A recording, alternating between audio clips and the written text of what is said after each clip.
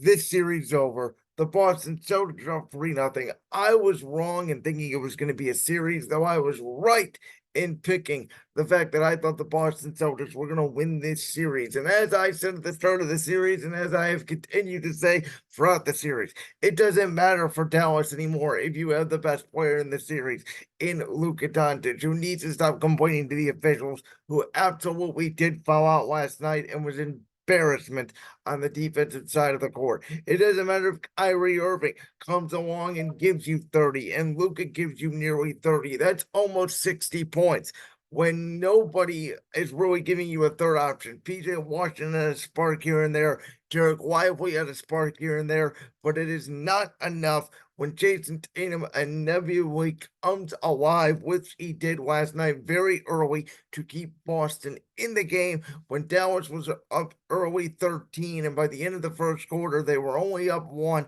And from that moment, you knew this game was over. And yes, Dallas made a valiant effort in the fourth quarter after the Boston Celtics took their foot off the gas pedal. But this Boston Celtics team with only one NBA champion on it, and that was Drew Holiday. And that was, excuse me, that was the key move that Brad Stevens made when Milwaukee gave up Drew Holiday to go get Damian Lillard. And if you would have gave me 2020 hindsight and a year ago, almost approximately in September, if you would have told me that, Giannis and Damian Lillard were not going to play a lot, that Giannis was going to get hurt, that Adrian Griffin was going to be too over his head, that none of Milwaukee's bench contributors would contribute, I would have gave the Eastern Conference to the Boston Celtics. The only reason why I initially thought Milwaukee is because I thought over Giannis and Damian Lillard, they'd be able to power through Jason Tatum and Jaylen Brown. But with the Kristaps Porzingis edition, which they didn't even need him last night to beat the Dallas Mavericks, I thought he was the Finals MVP with his contributions off the bench for the first 2 games of this series. And Ben Axelrod of Awful Announcing, I thought made a tremendous point when he said the battle between the Boston Celtics players for MVP of this series has been more entertaining than the series itself. And I could not agree more because I thought early on you could have made a case for Porzingis. I thought, after game 2, you could have made a real case for Drew Holiday. And now I think after last night, especially in the second half, I think Jaylen Brown right now is the leading candidate. The way he really took over that third quarter with tremendous dunks and corner 3-pointers and putting the ball in the basket and getting to the free throw line. And Boston was the better aggressor. And I said this, when we were talking about early on in the NBA playoffs when the players were complaining about officiating. I said, you got to drive to the basket. You got to put your head down. You got to earn your fouls. And that's what the Boston Celtics have done. And listen, I have been one to sit here and say, yes, they didn't play Jimmy Butler in round 1. Yes, they didn't play Jared Allen in round 2. And yes, Donovan Mitchell was hurt. And yes, Tyrese Halliburton went down in the Indiana series. But I have not sat here during these finals and said, oh, Boston got a break. Luka Doncic is not 100%. I haven't given him that excuse. I won't give Luka that excuse. I've said the reason why I won't embrace Luka Doncic is because what he did last night, and that was whine and cry and bitch on the court every time that there was a foul call because Dallas is in desperation mode. And once again, the reason why the Mavericks are in desperation mode is because the Celtics, they have Jaylen Brown, who's going to give you anywhere between 20 and 30. You have Jason Tatum, who's going to give you anywhere between 20 and 30. Drew Holiday, who's going to give you anywhere from 10 to 20. And a legit perimeter defender, along with Jaylen Brown, that they are throwing at Luka Doncic and Kyrie Irving, making every bucket that they get hard. You don't see that on the other end of the court.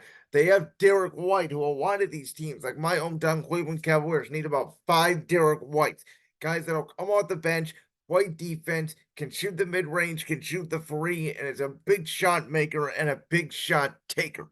You have a guy like Sam Hauser, who came in when the game was a little bit early rocky, hit 2 big 3-pointers to steady the ship, and was huge on the defensive end. Al Horford, timely defense, timely 3-pointers, and just a barrage of players the Boston Celtics can throw at you. And it is the new NBA.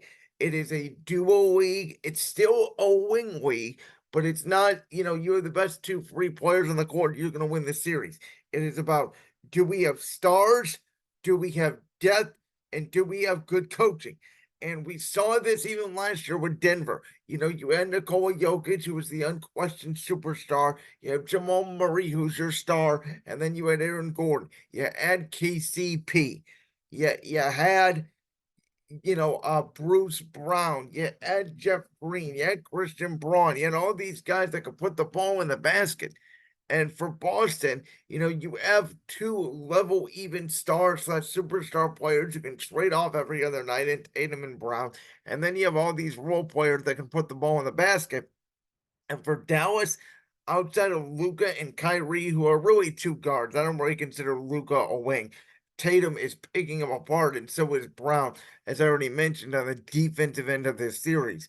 But they don't have a legitimate number three scorer. As I mentioned, Derek Lively, he's all at the basket. PJ Washington's inconsistent. Tim Hardaway came in last night, finally, after being, dismissed by Jason Kidd, who, by the way, wearing his hat backwards, has doomed the Mavericks in this series. Hardaway came in, missed a couple of buckets. A couple of them were halfway down, but he could not convert. And at the end of the day, the Boston Celtics have proven why during the regular season they went on this historic run. And I tried to look it up, and I don't know the answer to this because I don't think it's ever happened. Besides, maybe one of the 2000 Lakers teams did this, but to go undefeated on the road during a postseason run, again, regardless of circumstances, is impressive. As I mentioned, I know there's a lot of people out there that don't like Boston sports, and I'm usually not one of those people, and I understand the sentiment. Everybody rooting for Dallas, and I do want Dallas to someone make it a series, but let's be honest. Boston's either going to cave in Dallas and want to win it at home, or there's a chance to go over that historic undefeated postseason on the road and finish them off in American Airlines Center on Friday. But regardless, on Tuesday's show, we're going to come back here and officially say the Boston Celtics are the 2024 NBA champions. Brad Stevens finally broke through, could not do it as a coach, will do it as an executive. Joe Mazzulla taking away the lobs, taking away the corner threes. I don't even know much of what Joe Mazzulla does, but I can see coaching in this series. And Joe Mazzulla is young, he's bright. The Celtics have clearly bought in. Now, I'm not going to say this Boston Celtics team is a dynasty because I think the East was a little bit down. I think the Knicks will be better next year. Who knows what the hell is going on with Philadelphia? Maybe Indiana adds some talent. Maybe Cleveland changes up their roster. Maybe Milwaukee now with Darvin Ham as an assistant redoes their bench. Maybe they become a legitimate contender again. Maybe Orlando, grows up. They had Paul George. They take a giant leap, whatever the case may be. And I do think that this is a case in point of Dallas was a good matchup for Minnesota and Oklahoma City. They were a bad matchup against a veteran Boston team. Boston went up against Denver. Denver hits their key shots and they get by Minnesota. I think Denver would have beat Dallas. Does Boston get by Denver? Who knows? But I have said now for the last, 3 weeks that the NBA gods have said what there be Boston Celtics, and it can never be more clear than the Boston Celtics up 3-0 in the NBA Finals. And again, they've earned it. I think that right now Jaylen Brown's in the lead for MVP, but I would not be mad. I think you can make a legitimate case for Drew Holiday as well. And again, if Porzingis played last night, I think you could have made a case for Kristaps Porzingis too. Like that clip from the Brand Sports Podcast? If so, make sure you go down there and hit that subscribe button. While you're down there hitting the subscribe button, make sure to also hit the notification bell so you never miss another upload. And make sure you check out all the other clips from the Brand Sports Podcast right here on YouTube.